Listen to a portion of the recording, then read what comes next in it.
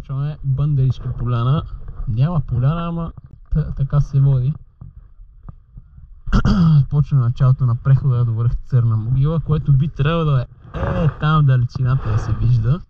А та тук наблизо плана е Равничева, отзад се вижда Мраморния вихрен. И сега ще търсим къде почва пътеката, защото маршрутът е малко по-див, защото по принцип на върховете. Минаха първите 10 метра и вече сме озорени. Ти снимаш? Да, бах ти баира. Не, това го катери. Да, то не може да седиш. Бах му майката! Това ще излезе най-тегавия върх Пирин май. То на клипчето изобщо не личи. То не личи, мате, аз не може да седиме на краката, бате. Какво? Какво бе, какво? Какво става? Идвам да видим. Тук сега стана нещо смешно, банката видео нещо неочаквано. Бах ти боира, бе, бате. What the fuck? Не. Това няма никаква лойка. Стига, че, как ще е възможно това? Какъв е този път сега, бате?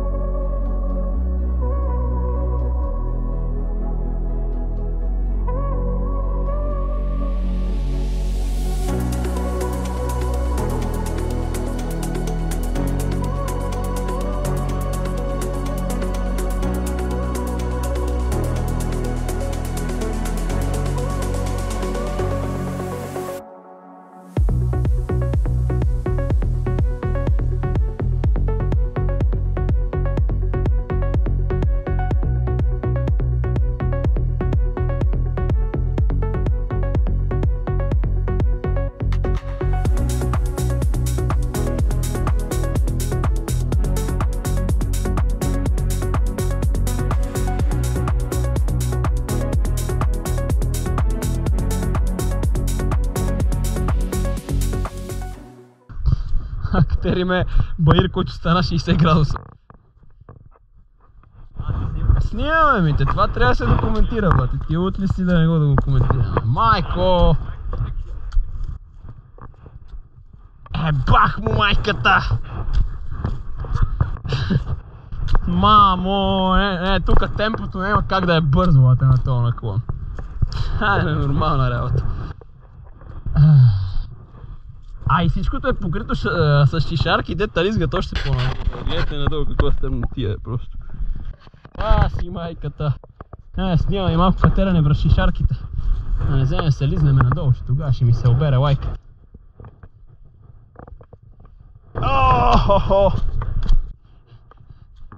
Бате, аз... Не, това почвам и аз се замислям на слизане дали е възможно. Бах му мамата. Майко, човек!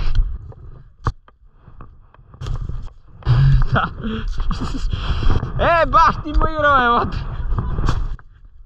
Не, буквално другите пъти, в които съм викал бах ти баира, просто няма...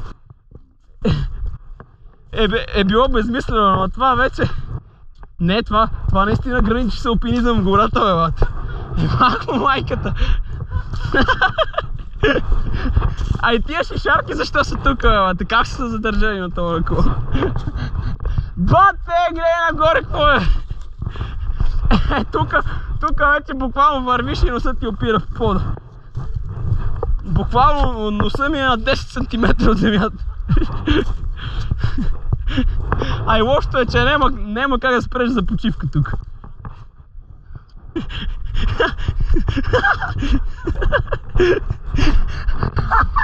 Али! Мамо, то се рони всичко под... Бате, нямам... Аз усещам как ще правиме кутело. Това е невъзможно, ти трябва да се парзаляш долу, бате.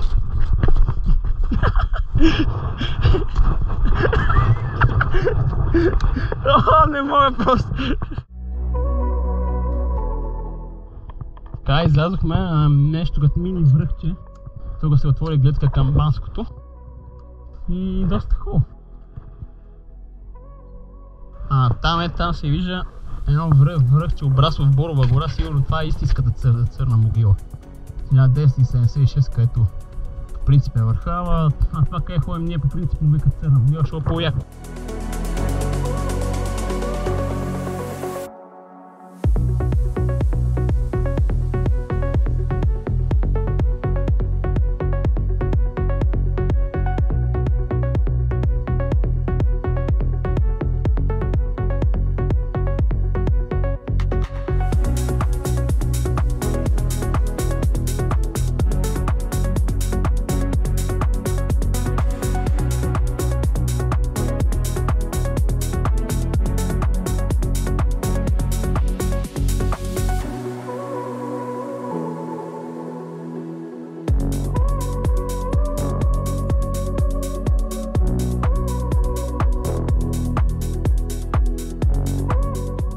Това изкачване няма край, бе, бат. Ето такъв наклон минахме. Има още супер много. Там кителното само ни дразни. Нагоре барира е постоянен. 40 плюс наклон през цялото време.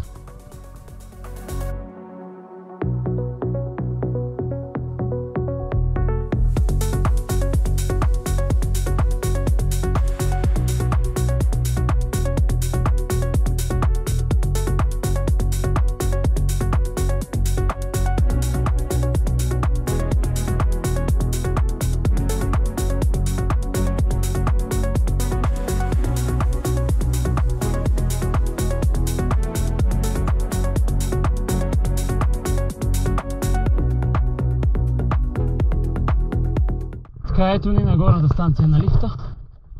Нека си го избутахме. Охо, там се види дуйното куче. Избутахме го тук, макар и много изморително. Браво, не си чувстваме краката вече. Браво, лате! Много бързо клипче. Катерим скоро на църна могила. Ето го Иванката качва. Панорамата става все по-яка. Стражите и те.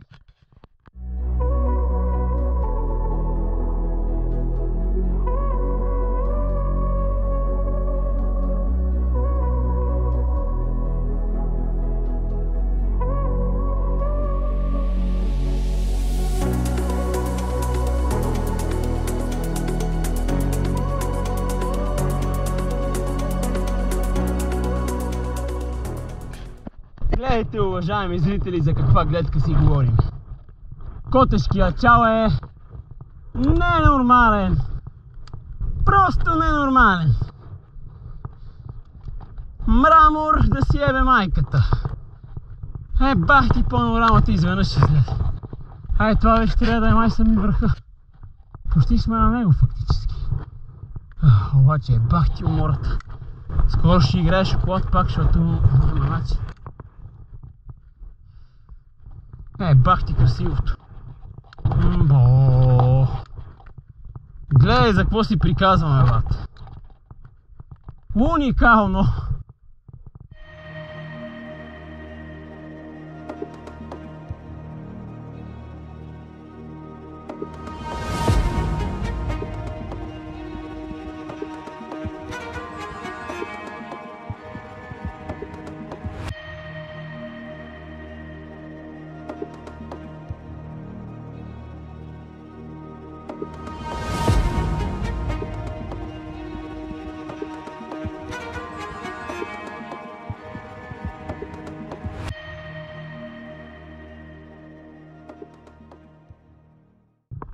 Хайде, още малко. Финал.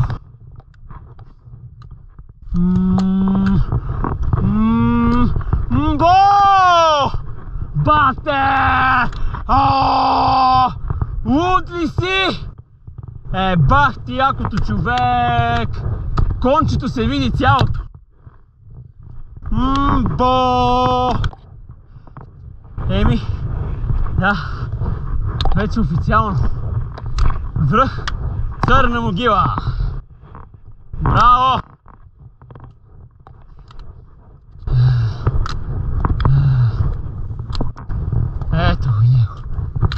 О, бате, колко е яко!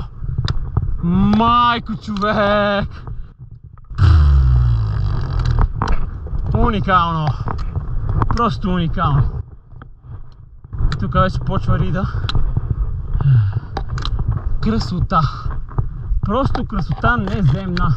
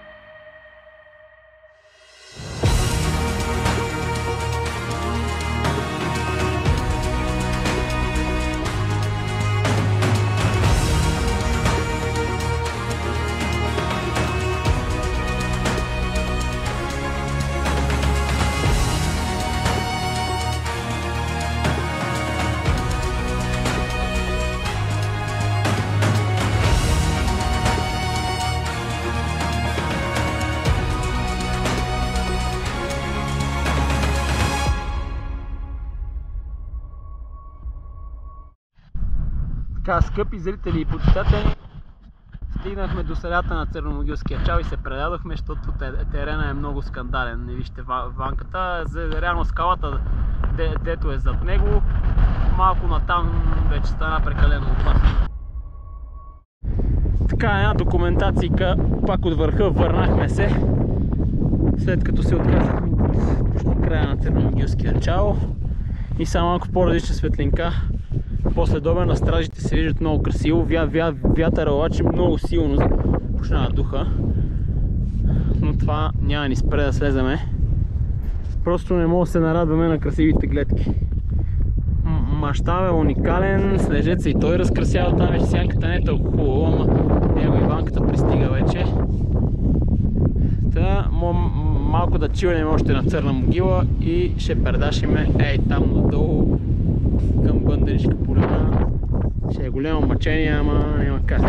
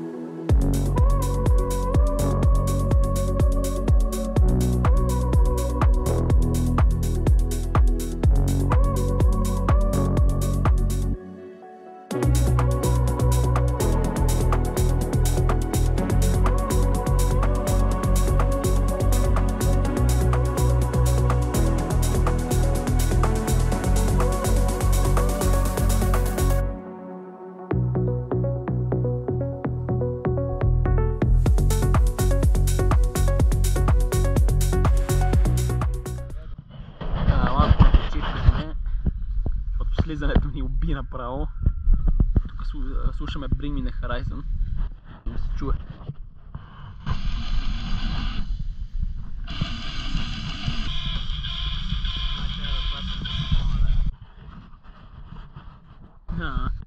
Там и Банското ни зове за вечеричка.